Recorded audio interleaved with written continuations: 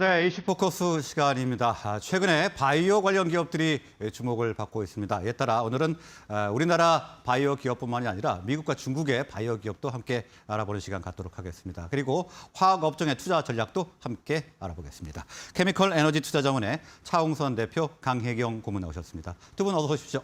예, 안녕하십니까. 네, 안녕하십니까.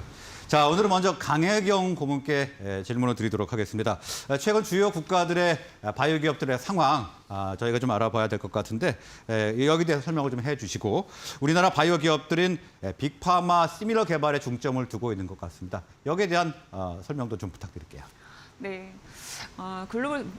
글로벌에서 먼저 설명을 드리자면 미국 그리고 중국, 한국 순으로 좀 먼저 오늘 설명을 좀 드리겠습니다. 미국을 알면 이제 전 세계 글로벌에 대한 이제 방향을 좀 알 수가 있는데요. 지금 이제 벌써 9월이고 이제 올해를 보면서 지금 글로벌에서 주목하고 있는 거는 크게 네 가지를 봅니다. 첫 번째는 항치매죠. 그리고 두 번째 항암제가 있고요. 그리고 세 번째 우리가 그 면역, 자가 면역 관련해서가 있고요. 그리고 네 번째 혈관 관련한 이런 질환이 있습니다. 그리고 다섯 번째 하나 붙이자면 우리가 코로나19 이 경구용 치료제에 있어서 지금 아직 기회가 있는 이 시장이 하나가 있습니다. 그럼 이제 이 네 가지를 말씀을 드렸는데요. 첫 번째 이 항치매는 아두카누맙이죠. 바이오젠의 아두카누맙이 효능이 시장에 기대에 못 미쳤죠. 그러면서 지금 하반기에 기다리고 있는 게 임상 3상을 기다리고 있습니다. 지금 3개 정도가 지금 우리 연말에 이 기대를 하고 있는 임상의 결과를 좀 나타낼 거라서 주목을 하고 있고요. 그래서 이 항치매는 지금부터 2023년까지 계속 이어질 거고요. 이 아두카누맙은 이 알츠하이머에 대해서 이 치료제에 대해서 주목할 수 있는 하나의 기회가 됐고 이제 시장이 열렸다 이렇게 보시면 되고요. 지금부터 3상 결과 보고 2023년 쭉 가면 지켜보면 된다. 그리고 거기에 투자 기회가 있다 이렇게 보시면 되고요. 항암제는 2014년 이 면역항암제가 시장을 열면서 많이 성숙해져 왔습니다. 이 시장이 많이 커져 왔는데 아직 그 치료제가 필요한 영역에 대해서 이 항암제는 계속 치료제가 임상이 진행되고 있고 그리고 임상 승인을 기다리고 개발되고 있습니다. 그래서 여기 항암제에서 이 기회가 있죠, 아직. 그래서 올해 이제 임상 같은 경우는 보면은 그 PD-1이나 PD-L1 타겟으로 한 이 면역항암제뿐만이 아니라 이 하위 레벨에 있는 TIGIT 아니면 렉3 그리고 팀3 뭐 이런 데도 타겟을 하는데 일단 매출액을 1조 원 이상, 2조 원 이상 이렇게 지금 기대하고 있는 그 임상들이 승인이 또 날 수도 있기 때문에 이런 거에 좀 주목을 하고 있습니다. 그래서 여기는 비소세포 폐암이나 다른 전립선 암 쪽으로도 승인이 난 게 있고요. 이런 쪽으로 지금 시장은 관심이 좀 쏠리고 있습니다. 그러면 이제 세 번째가 혈관 쪽 먼저 좀 말씀을 드릴게요. 이 혈관을 먼저 말씀을 드리자면 우리가 혈관 질환이다, 관련 질환이다라고 했었을 때는 당뇨, 그리고 비만, 고혈압 이런 쪽으로 관련해서 우리가 좀 볼 수가 있고요. 올해 그 임상 결과들 나왔고 그다음 또 승인이 지금 된 그러면 2026년도에 5조 원 이상 매출액을 기대하는 이런 제품들이 있습니다. 그래서 이런 제품들 이제 시장에서 주목을 이제 받고 우리가 투자 전략으로 좀 만들어갈 수가 있습니다. 그리고 자가 면역 쪽 관련해서 건선이나 우리가 다발성 경화증 이런 쪽으로 타겟으로 하는 약들도 볼 수 있습니다. 그리고 마지막으로 이제 코로나에서 경구용 치료제는 파이자 팍스로비드나 머크의 몰루피라비르가 있지만 여전히 경구용 치료제에서는 임상 3상이 진행되고 있다라면 여전히 좀 경쟁력 있고 시장의 기회가 아직은 있다 이렇게 됩니다. 중국은 가장 큰 이슈가 봉쇄죠. 이 봉쇄를 해제하는 거는 오미크론에 특화된 4백신이 나오면 해결이 될 것으로 보고요.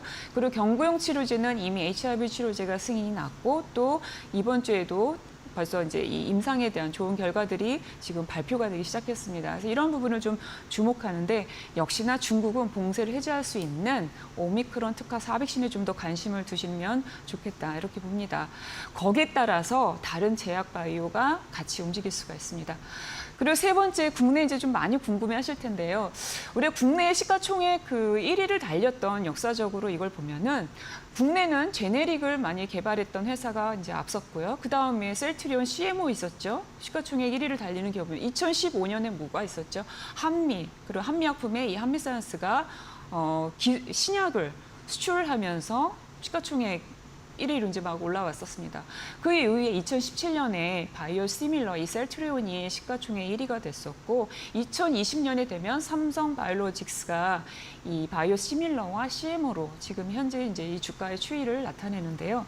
그러면 지금 왜 이 셀트리온과 삼성 바이오로직스의 이 주가의 추이는 어떻게 되는 걸까? 그다음에 이 향후에 우리는 어느 쪽에 투자를 해야 될까라고 본다라면 바이오시밀러는 내년에 글로벌에서 봤었을 때 특허 만료에 따른 예를 들면 휴미라가 있죠. 뭐 스텔라라도 있고 자누비아도 있지만 20조 원 이상 되는 이 휴미라의 특허 만료가 내년에 지금 미국에서 시장이 열립니다. 그런데 이 바이오시밀러 같은 경우는 예전에 초기에 이 시밀러가 유럽에서 가격과 출시 시기만 보던 거랑 지금은 좀 다릅니다. 뭐 고용량, 저용량도 있고요. 교체 처방도 있고요. 이 출시되는 시기도 있고요. 내년에 이 휴미라에 대한 이 출시만 해도 바이오시밀러가 한 9개가 벌써 지금 예정되어 있습니다. 그러다 보니까 지금 바이오시밀러는 시장의 기대에 조금 못 미치는 거를 주가가 좀 반영하고 있다. 좀 이렇게 봅니다. 그리고 삼성 바이오로직스 같은 경우는 이 CMO 그리고 삼성 이 바이오시밀러 에피스죠. 이게 같이 있기 때문에 우리가 코로나19를 지내오면서 이 백신에 대한 제조를 보면서 CMO를 좀 더 경험을 하셨는데요. 이 항체 치료제에 대한 거가 이제 이 CMO에 대한 주문이 계속 이어지고 있고 공장 건설에 따라서 이러한 부분이 좀 반영되고 있다 이렇게 봅니다.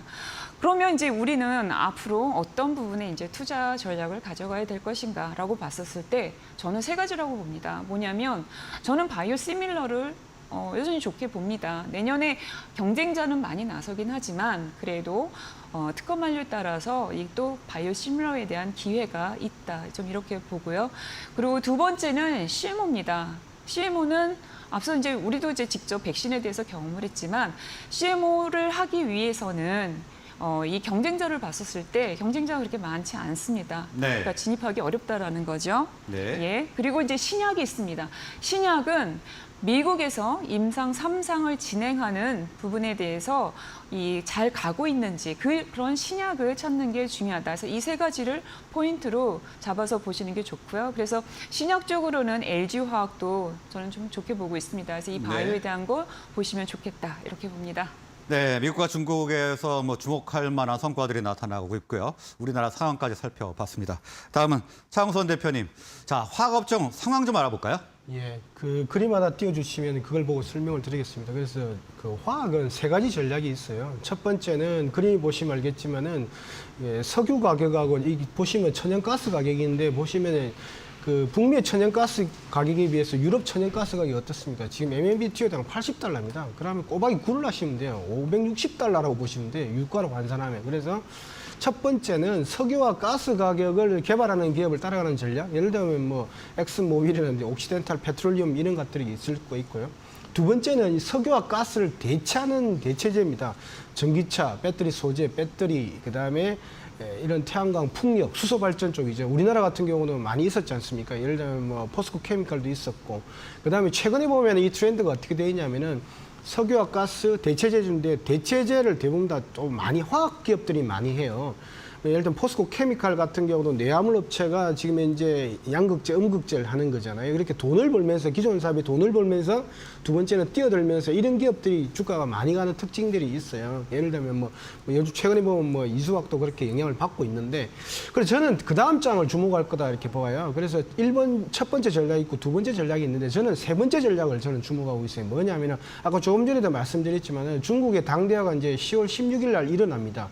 그러면 이제 3년임이 되면은 중국 시진핑 주석께서 3년임이 되면 제가 볼 때는 백신 개발이 끝남과 동시에 제가 볼 때는 접종이 시작될 거라고 봐요. 그러면은 중국이 열린다. 그리고 두 번째는 최근에 중요한 이슈 중에 하나가 베네수엘라하고 미국과 협상이 지금 핵 타결이 다가오고 있어요.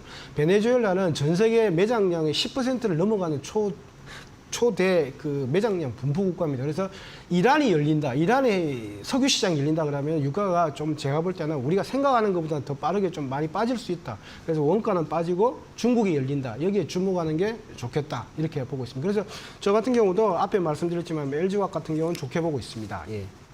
네, 중국 봉쇄 해제를 감안한 투자 전략 좋고 LG화학 좋게 보고 있다 이렇게 말씀을 해주셨습니다. 자, 오늘 말씀은 여기서 마무리하겠습니다. 고맙습니다.